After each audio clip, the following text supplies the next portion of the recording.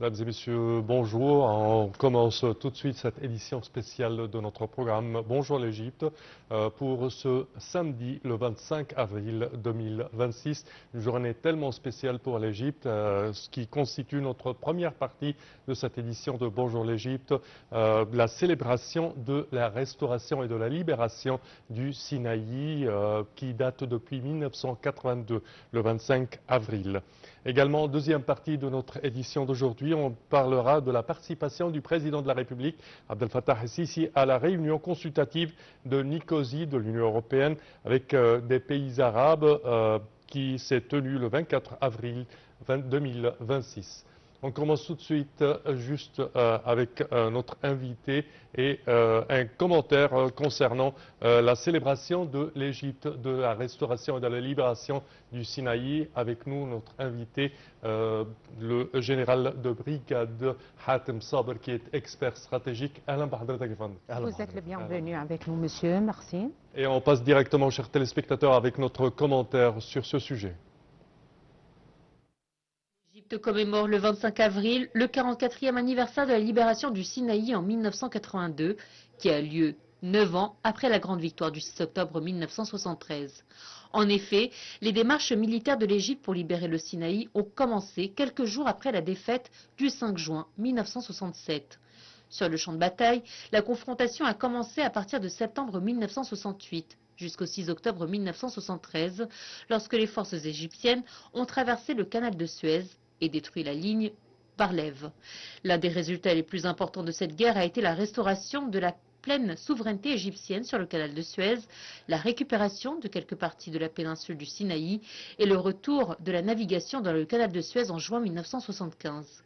La victoire d'octobre a également ouvert la voie à la conclusion des accords de Camp David entre l'Égypte et Israël en septembre 1978, suite à la visite historique du président Anwar Sadat à Jérusalem en novembre 1977. Cet accord stipulait la fin de la guerre, l'établissement de la paix entre les deux parties, ainsi que le retrait des militaires et des civils israéliens du Sinaï, au-delà des frontières internationales entre l'Égypte et la Palestine sous mandat, afin que l'Égypte puisse reprendre sa pleine souveraineté sur le Sinaï. Ainsi, un calendrier pour le retrait israélien progressif du Sinaï a été posé.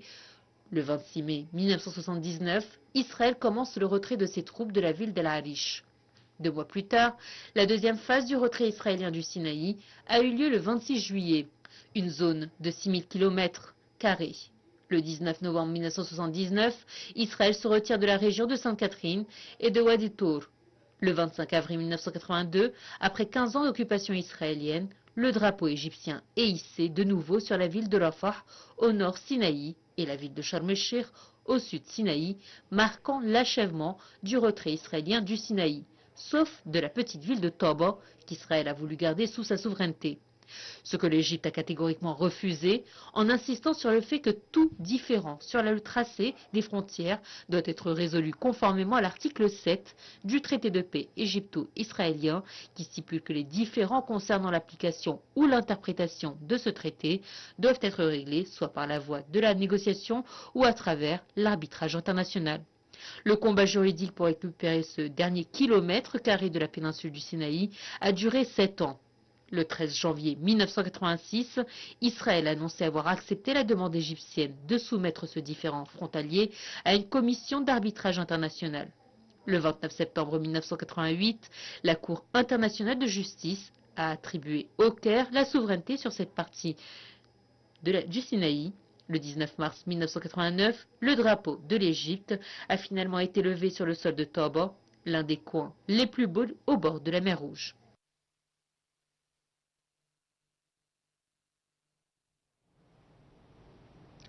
Et de retour avec vous, chers téléspectateurs, avec notre invité, le général de brigade Hatem Saber, qui est expert en stratégie. Et pour interpréter notre interview, notre collègue Nahla Hagazi fera le travail. Merci.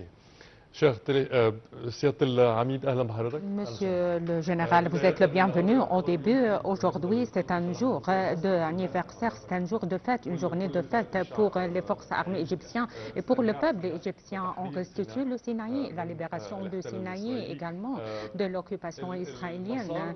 Le processus de la libération de Sinaï a été commencé après la guerre de 67 directement, c'est-à-dire lors des mois à peu près, en moins de mois également, on a commencé. Est-ce que vous pouvez nous dire le processus de la restitution de Sinaï sur les divers échelons?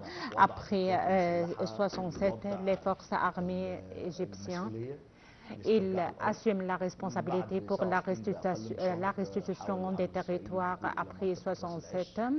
Et les forces Israël a entré à Ras el-Aish, à côté du pont de Suez, oui, à côté du Bor Foued, et n'a pas dépassé ce point jusqu'à la guerre de 67.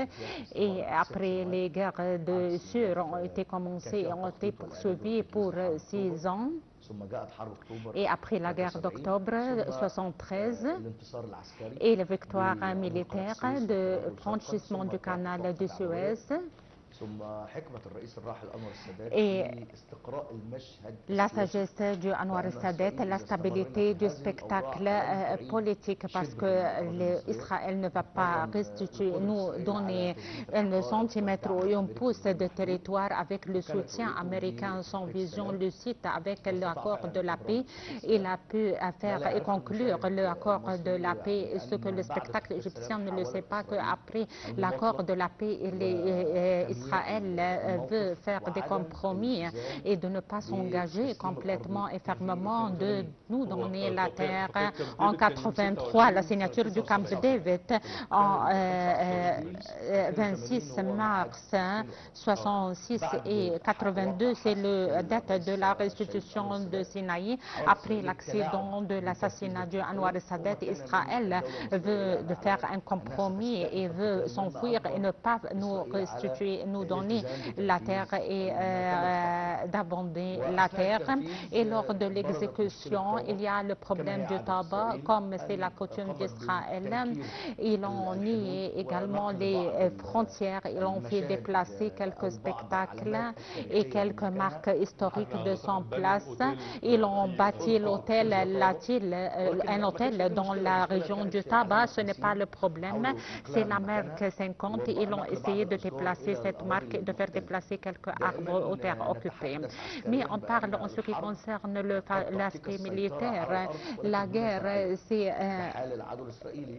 le cas de l'ennemi israélien. Il est l'occupant des territoires arabes également, mais son qualification légitime avec les accords et les mémorandums internationaux et les frontières, c'est de donner la légitimité à ce qui existe sur la terre après un long chemin et de longues heures des négociations entre l'Égypte et Israël.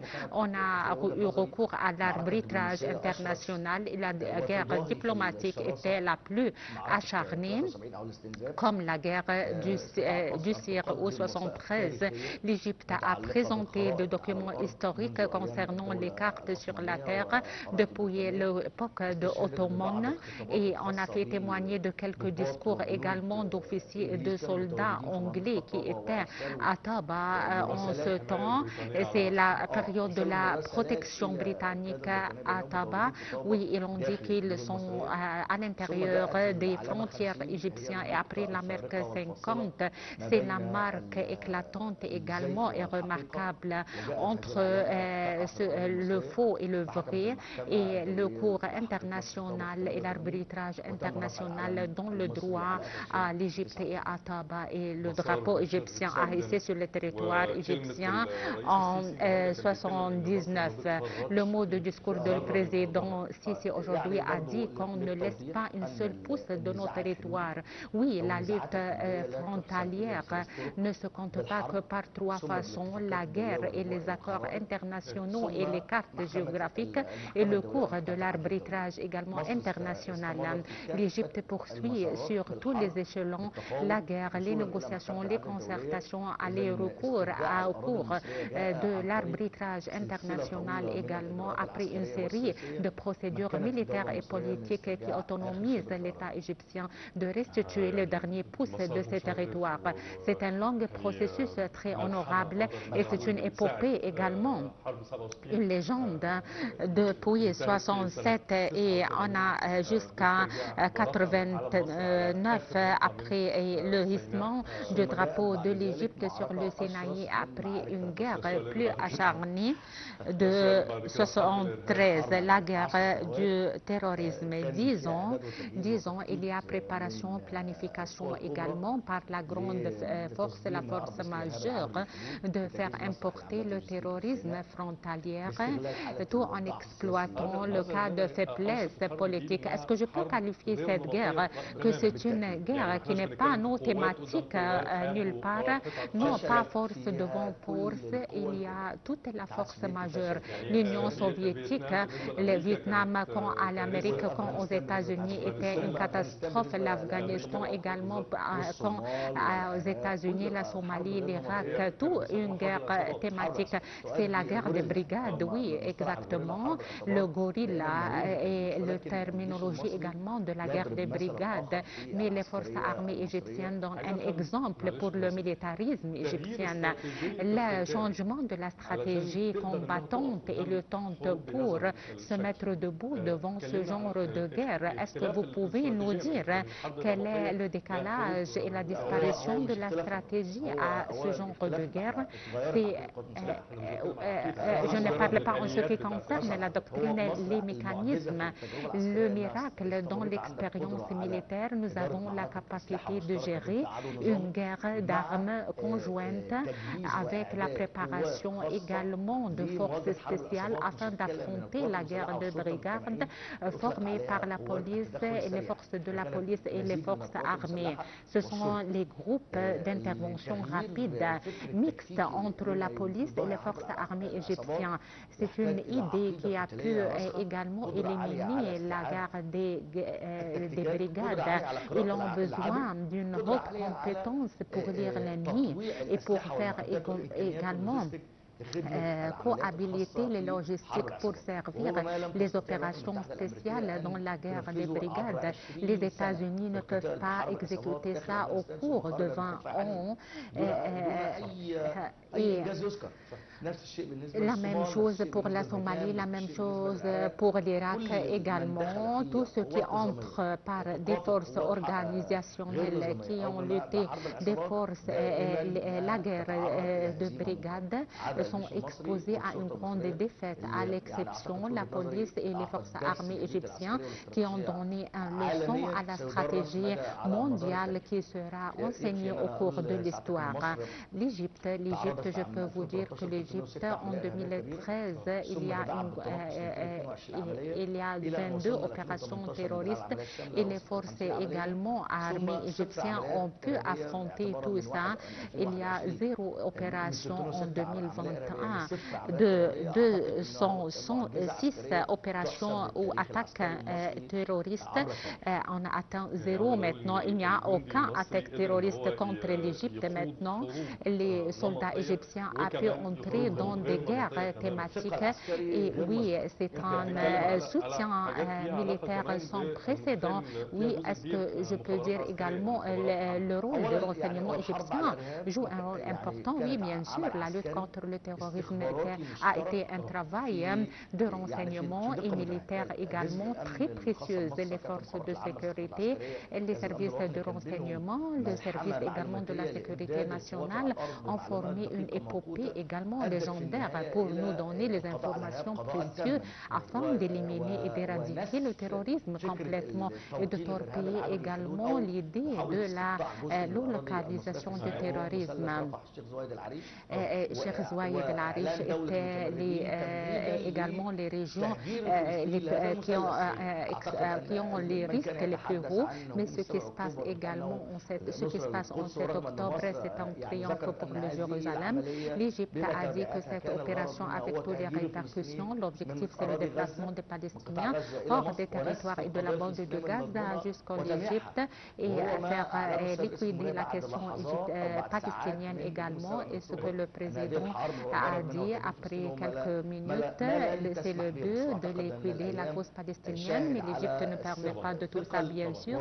L'Égypte est témoin également de la vision du Sud, la vision militaire également égyptienne très lucide et très perspective.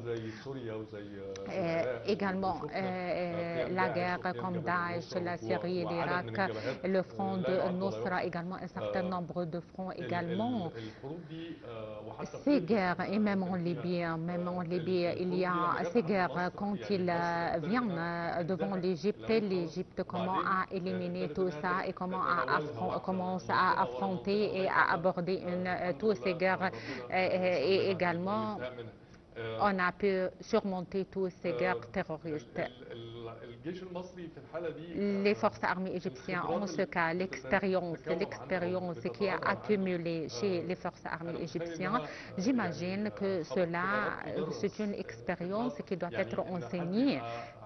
Si quelqu'un a ces expériences, par exemple, on peut faire une coopération stratégique avec des pays qui sont exposés également à une attaque terroriste comme en Asie, en Afrique, les pays du Sahel et le désert. Quel est votre point de vue en ce qui concerne la coopération égyptienne avec ces pays? Comme vous avez dit, l'expérience égyptienne dans la lutte contre le terrorisme, c'est une expérience militaire égyptienne qui est remarquable et qui sera enseignée au cours de l'histoire, et les grands pays qui sont exposés au terrorisme prennent recours et prennent l'aide de l'expérience militaire égyptienne également, parce que comme vous avez dit, les pays majeurs ne peuvent pas résoudre l'énigme et de déchiffrer également les guerres non thématiques ou la guerre des brigades.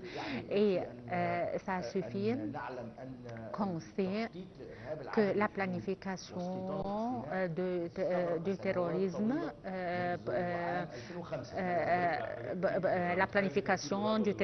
par les ennemis pour faire également cultiver le terrorisme en Sinaï, et il y a également surveillance par les satellites. Il y a des marques, certaines marques qui prouvent qu'il y a de grands équipements qui travaillent contre l'Égypte.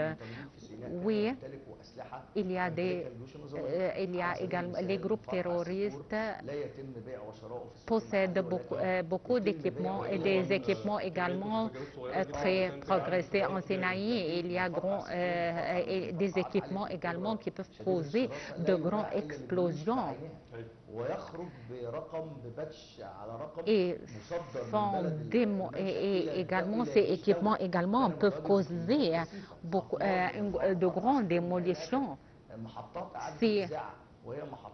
Les moyens également et les stations, il y a également, ces groupes terroristes possèdent beaucoup d'équipements en Sinaï, mais grâce aux forces armées égyptiennes qui ont pu éradiquer tous ces groupes et on peut éliminer également, réussir d'éliminer tous ces groupes terroristes. Comment les groupes terroristes et l'armement moderne peut également aider à réaliser la fondation également des bases militaires, le profond stratégique dans le pays égyptien. Il est pour toujours les plans militaires sont des plans enchevêtrés.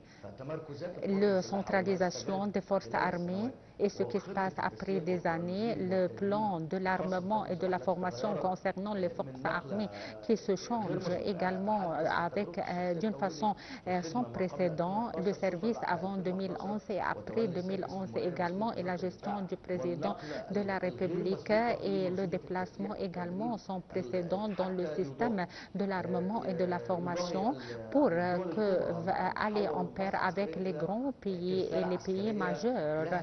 Le pays égyptien peut assumer la décision égyptienne. Les forces armées et réarmement, cette idée est venue après que le monde perd ce qui se nomme l'arbitrage aux lois également internationales. Ceux qui possèdent la force d'exécuter ces décisions politiques, ce sont les seuls qui peuvent vivre dans ce monde. Netanyahou il doit être jugés devant le cours international par de causes de crimes de guerre sont prouvés au niveau international et tout ça est inutile. Si on regarde maintenant à la guerre iranienne, il y a beaucoup de choses qui également contredisent les lois internationales. Tout ça contredit les lois internationales, les détroits créés par notre bon Seigneur géographiquement et ne doit pas poser des frais, par exemple, obligatoires. Cela est différent au canal du Panama et des autres canaux. Ce rythme du discours qu'il n'y a pas de domaine de loi internationale, ceux qui possèdent la force pour protéger et pour la protection de son décision politique.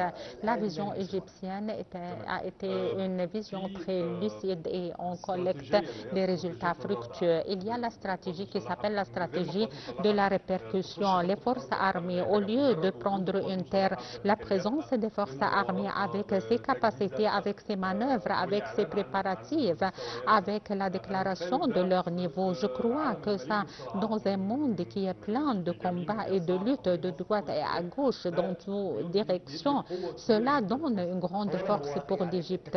Oui, il y a tactique également, il y a tactique qui est utilisée dans tous les pays majeurs également. Ils possèdent de potentiels très grands pour l'affrontement et pour faire des répercussions également. Et ce qui effraie les ennemis de pays de déclencher une attaque, comme je vous ai dit, le changement sans précédent dans le système de l'armement égyptien et les forces armées, les forces aériennes, maritimes, tous ceux qui travaillent dans cette légende, il y a un élan, cette grande force qui autonomise l'Égypte de poser et d'imposer les conditions sur la scène et le spectacle international et de presser aux Israéliens de ne pas faire déplacer les Palestiniens hors de la bande de Gaza. Et même chose dans les concertations du Sharm el-Sheikh, on oblige le monde entier de respecter l'État égyptien et également voilà, c'est ça notre objectif et nos résultats prospèrent. Donc, tous ces faits, toutes ces conditions qui assurent que l'État égyptien a la capacité d'utiliser la force répressive qui oblige l'ennemi de réfléchir des fois s'ils veulent violer la souveraineté égyptienne. Monsieur le général de brigade Hatem Saber, à la fin de notre interview aujourd'hui, je vous félicite de cette fête et je vous remercie infiniment.